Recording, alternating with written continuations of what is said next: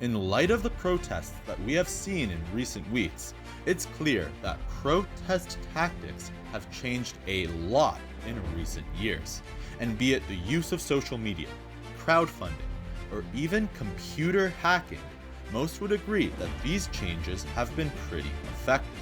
So today, we're going to be comparing the past to the present by running down the top 10 protest tactics. But before we do, don't forget to like, subscribe, and hit that notifications bell so that you don't miss out on all of our latest content.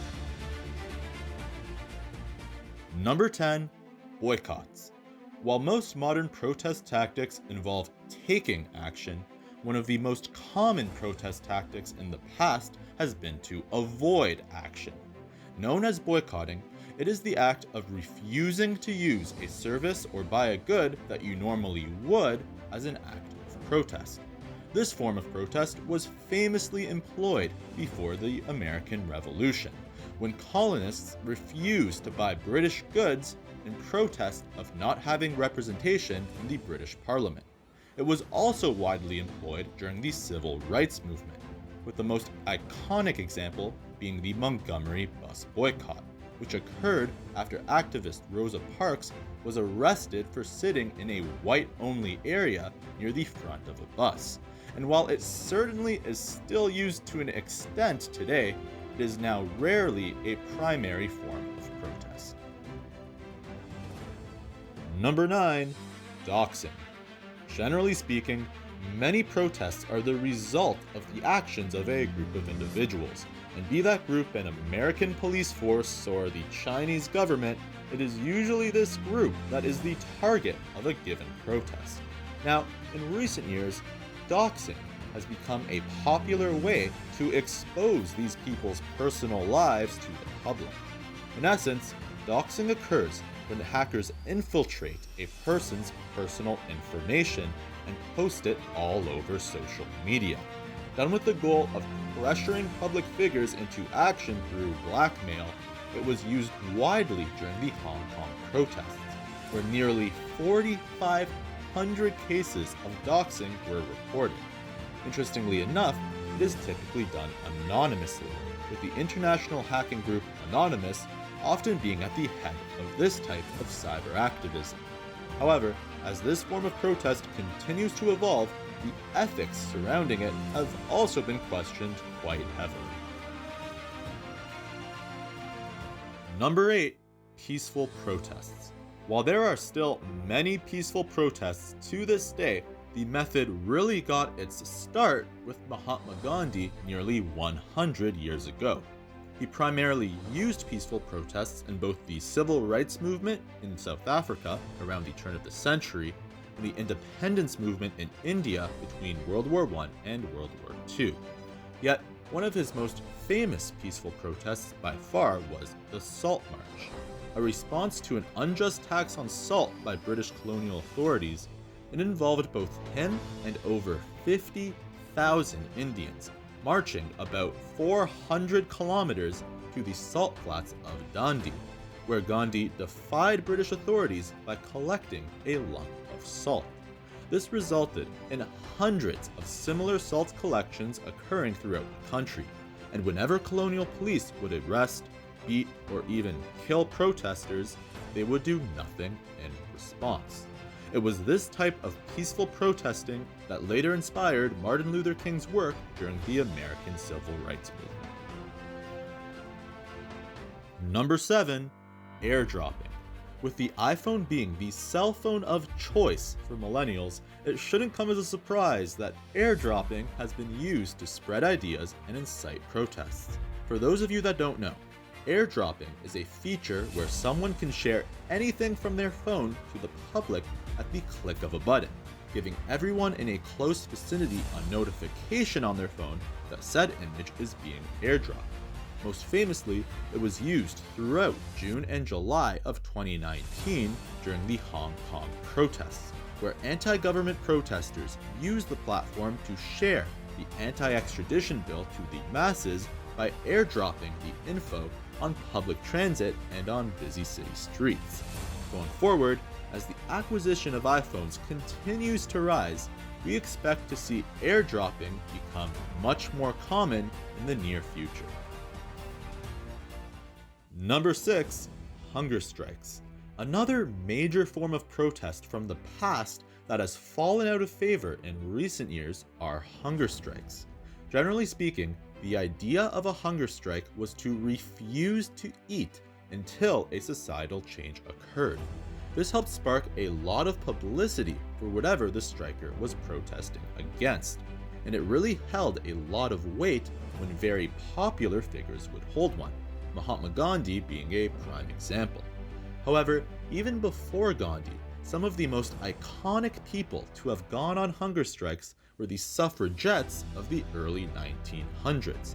Fighting for women's equality and the right to vote, these suffragettes would often refuse to eat upon being arrested, often leading to brutal forced feedings in their jail cells. It was this type of mistreatment that really helped give the women's rights movement widespread media attention.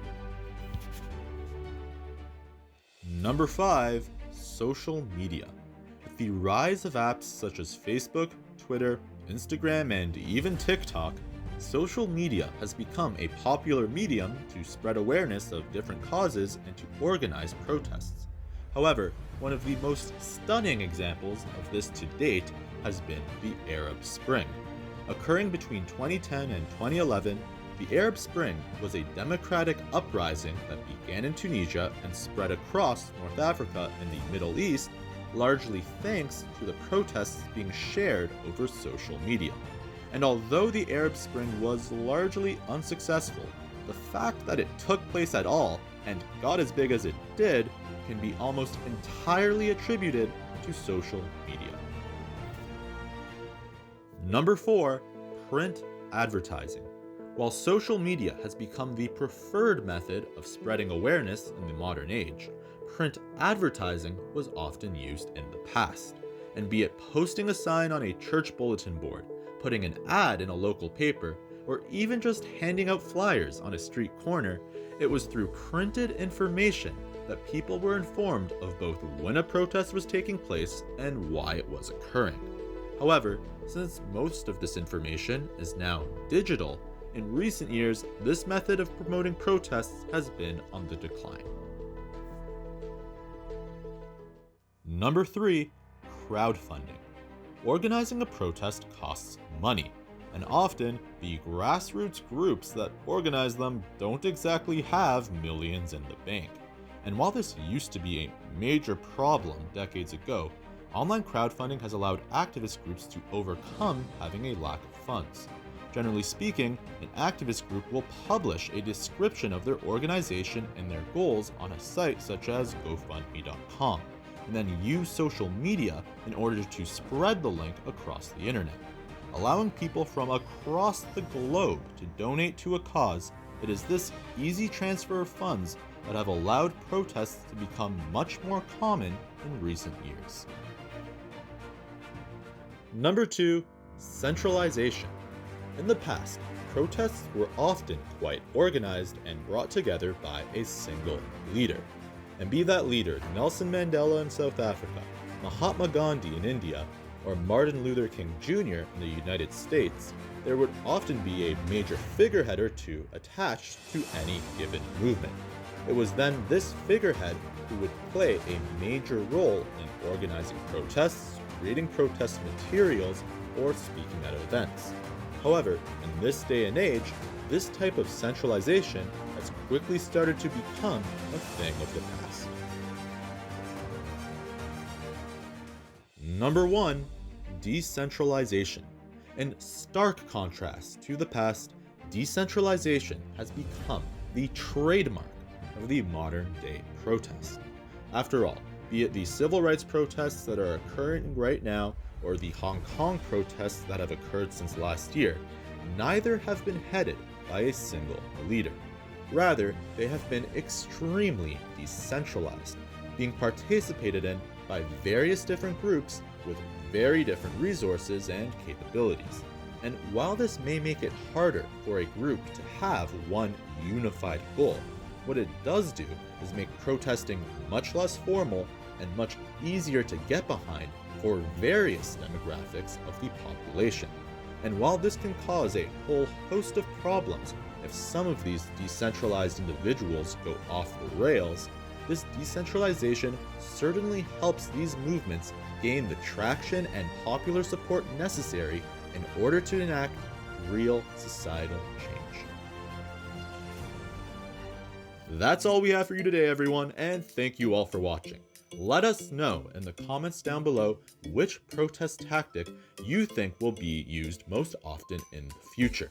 And if you like this video, don't forget to like, subscribe, and hit that notifications bell so that you don't miss out on all of our latest content.